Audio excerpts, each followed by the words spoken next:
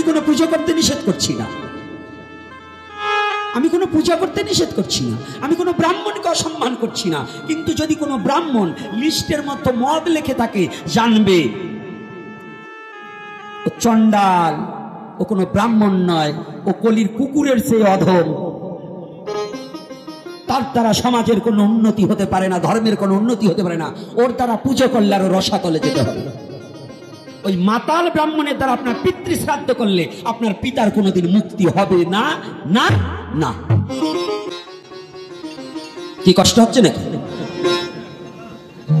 আমরা কি করছি? বাবার শ্রাদ্ধ নিয়ে বসেছে, কর্তা চেয়ার পেতে বসেছে, আসন দিয়েছে, প্রস্রাব করে হাত পাও ধুইছে কিনা তাও জানি না। জল ব্যবহার করছে কিনা, কয় জল পাইনি। ওই আর একজনকে জল পাইনি। কথাটা কেন বলছি জানেন? আমার কাজ হচ্ছে হরি কথা যদি বলি 5 মিনিট, 30 মিনিট বলতে হবে আমার সমাজ সংস্কারের কথা, নাহলে আমার ধর্ম টিকে থাকবে কিসের উপরে? যদি এই সমাজ যদি পরিবর্তন না হয় তাহলে আমার সনাতন টিকে থাকবে না। আমার যুব সমাজ যদি নেশাগ্রস্ত হয়ে যায় তাহলে আমার ধর্ম টিকে থাকবে না। ধর্ম কার কাছে বলবো? আজকে বৃদ্ধরা করতাল বাজিয়ে হরে কৃষ্ণ বলছেন। আপনি মরে গেলে যদি আপনার সন্তান সঠিক পথে না থাকে, আপনি মরে যাওয়ার পরে আর এই নাম কে করবে? তাহলে ওদেরকে সঠিক তত্ত্বটা ঢুকিয়ে দেওয়ার নামই সনাতনীয় শাস্ত্রীয় আলোচনা। এই ধর্মীয় আলোচনা কেন? যে আলোচনার মধ্য দিয়ে, যে গীতা ভাগবতের কথার মধ্য দিয়ে নিজের চরিত্রের পরিবর্তন ঘটানো যায়, অসৎ থেকে সৎ পথে আসা যায়, তার নামই ভাগবতীয় কথা।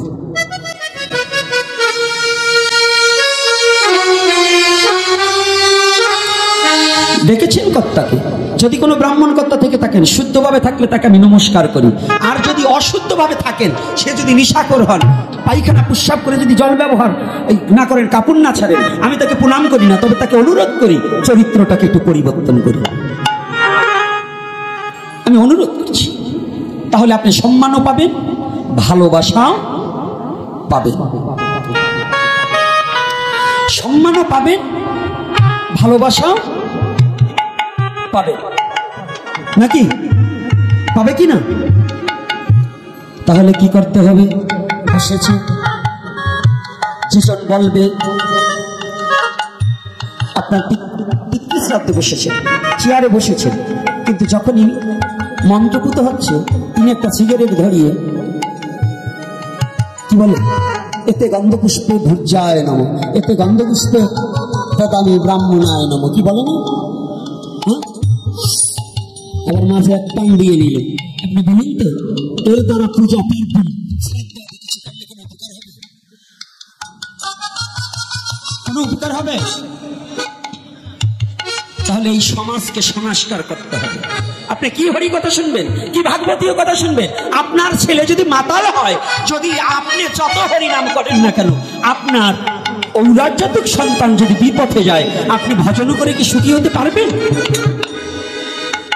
আজকাল সমাজে সব আছে। মহাপ্রভুর কেন আবির্ভাব জানেন? শুধু সাধুরা অনেক তত্ত্ব বলে। কি তত্ত্ব বলে? একটা তত্ত্বের মধ্যে বললেন, রাধা রানীর ঋণ শনিবারে মহাপ্রভু এসেছে। এটা ভজনের দেশের কথা। আর একটা কথা কি জানি? যখন এই কলির যুগে মানুষে মানুষে যখন হানাহানি, মানুষে মানুষে যখন দ্বিধাদ্বন্দ্ব, মানুষে মানুষে যখন বর্ণভেদ, মানুষে মানুষে যখন বর্ণ বৈষম্য, মানুষ মানুষের প্রতি যখন অবহেলা শুরু হলেন, প্রেম শূন্য হয়ে গেলেন, সেই প্রেমকে প্রতিষ্ঠার জন্য প্রেমের ঠাকুর গৌর হরি নদিয়ার মাঝে এসে উদয় হয়েছে।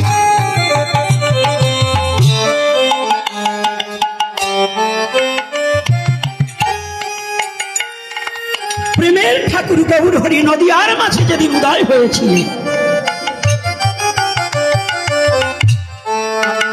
জাতি ধর্ম বর্ণ নির্বিশেষে ব্রাহ্মণদের খুব দাপট ছিল। নিম্ন জাতির ছায়াটাকে পর্যন্ত পারাত না।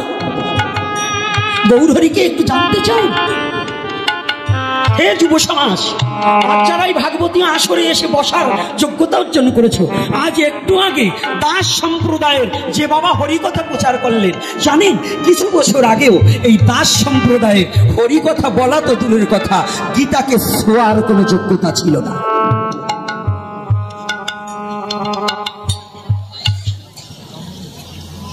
একটা গ্রন্থ, ধর্মীয় গ্রন্থ, বেদকে পর্যন্ত ছোঁয়ার কোনো অধিকার নিম্ন জাতির ছিল না।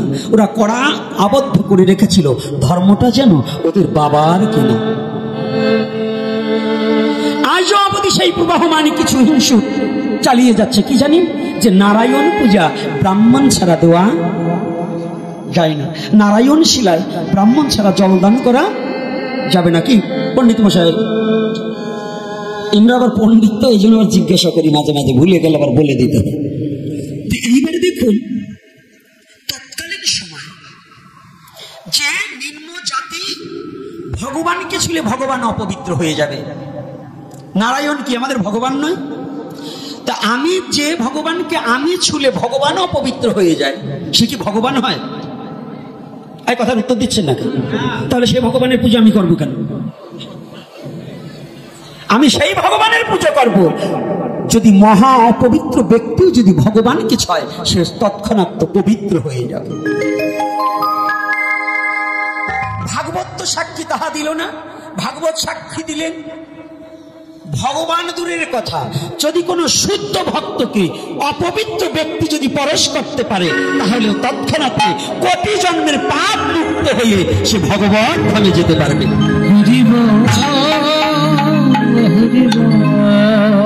শাস্ত্রে বললেন এটা, আর আমরা বললাম কি ভগবানকে ছোঁয়া,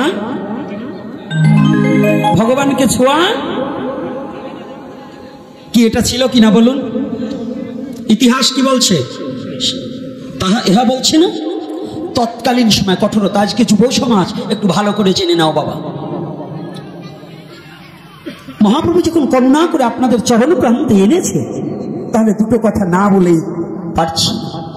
এইটা বড় যন্ত্রণা, বড় জ্বালা, বড় দুঃখের কথা, বড় ব্যথার কথা। আজও সমাজে চলছে নিম্ন জাতি নারায়ণ সেবা দিতে পারবে না, অথচ আমরা একই পিতা থেকে সবাই এসেছি, একই মাতা থেকে সবাই এসেছি, সকলেই অমৃতস্য পুত্রায়া, সকলে অমৃতর পুত্র। আমি অপবিত্র হয়ে গেলাম, আর একজন পবিত্র হয়ে গেল। শাস্ত্রে বললেন ওটা পবিত্র অপবিত্র নয়, যেই ভজে সেই ভক্ত, আর সব ছাড় কৃষ্ণ ভজনে নাই জাতি কুলাদি বিচার।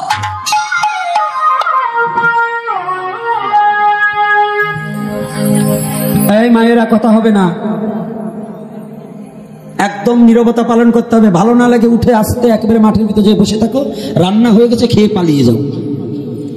আর যদি আজকে কথা শুনতে হয় নীরবতা পালন করতে হবে। আজকে জানো ব্যথার কথা, তোমরা তো বুঝবে না, এই যন্ত্রণাগুলো উপভোগ করেছি, এই জন্য তোমরা বুঝবে না। এর মধ্যে যদি দুই একটা ওই রকম যন্ত্রণায় পড়েছিল যারা, তারা জানবে, না হলে বুঝবে না। আজকে এই যে সাধু বাবা বলেছে যে আমি যাওয়ার সাথে সাথে বলছো তুমি মূর্খ মানুষ, তোমার দ্বারা কি হবে, তখন আমি ভেঙে পড়েছিলাম। আজকে আর এক মহারাজ এসেছিলেন, বললেন বাবা আমি খুব, আমাকে মিথ্যা অপবাদ দিয়ে কত মামলা হামলা কত কিছু করেছে। এইগুলো যন্ত্রণায় যারা পড়েছে তারা জানবে যে এটা কত বড় যন্ত্রণা। আজকে বড় ব্যথার কথা বলছি। তাহলে কি সনাতন ধর্মের ধর্ম ছিল কাগজে মানে কাপড়ে মোড়া? গীতা আগে পড়তে যন্ত্রণা জানতো, লাল কাপড় দিয়ে বেঁধে খালি তুলসী আর জল দিতে দিতে পৃষ্ঠা 35 খানা শেষ করে দিতে, তবু ওর ভিতরে কি আছে জানতো না, জানতো?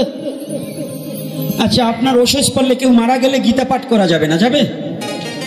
হ্যাঁ গীতা পাঠ করা যাবে। আপনার বাবা মারা গেলে কি আপনি গীতা পাঠ করতে পারবেন? আপনি ছিলেন, আপনি তাজা মানুষ, গীতাটাকে ছোবেন অপবিত্র হয়ে যাবে। কিন্তু যে ব্যক্তি মারা গেছে তার বুকের উপর গীতা দিলেন, তখন কি অপবিত্র হয় নাই? মরাটার বুকের উপর গীতা দিলেন, তাতে অপবিত্র হলো না। আর আমি জীবিত মানুষ, আমার দেহে প্রাণ আছে, আমি শুইলে গীতা অপবিত্র হয়। এই মূর্খদের কথা আর কি বলবো? এগুলো যারা বলে তারা মহামূর্খ, শুধু মূর্খ নয়, মহামূর্খ। গীতার কোনো ঔষধ থাকে না। গীতা মহাপবিত্র গ্রন্থ, যে গীতাকে স্পর্শ করলে পরে অনন্ত কোটি ব্রহ্মাণ্ডের সমস্ত পাপ বিনাশ হয়ে সে ভগবত ধামে যেতে পারে।